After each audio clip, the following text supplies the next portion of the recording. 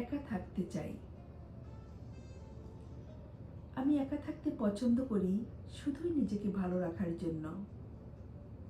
এর মানে এই নয় যে সবাইকে ছেড়ে সবাইকে আমি ভুলে থাকতে পারি।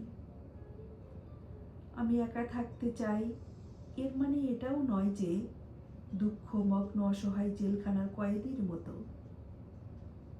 আমি একা থাকতে চাই নিঃসঙ্গ বৃক্ষের মতো, যে বৃক্ষের ছায়ে আশ্রয় পাবে ক্লান্ত শরীরগুলো আর ছড়াবে বেঁচে থাকার জন্য অক্সিজেন।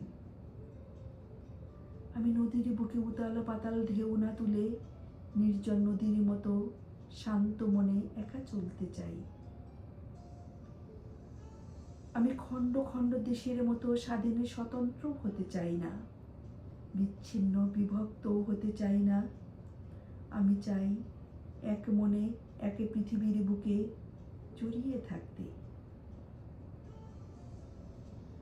আমি একা থাকতে চাই এর মানে এটাও নয় যে সব সঙ্গ ছেড়ে দিয়ে দেব আর দেবদাস হয়ে যাব। আমি আকাশের সর্বশেষ উদাস পাখির মতো একাকী উঠতে চাই ডানা মেলে। আমি একাকী থাকতে চাই নির্জন নিস্তব্ধ মৌন পাহাড়ের চূড়ায় বসবাস করে। আমি একাকী পথ ধরে এতটাই দূরে যেতে চাই যেন কারো কথা না পৌঁছাতে পারে আমার কান অবধি। আমাকেও যেন দেখতে না পায় কেউ। আমি শুনতে চাই না তাদের জমিয়ে রাখা অনৈতিক কর্মকাণ্ডের সেই কথাগুলো।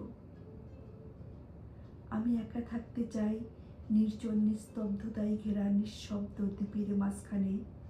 সঙ্গে থাকবে সঙ্গী হয়ে আমার ছায়া আর ওই দূরের পাহাড়গুলো।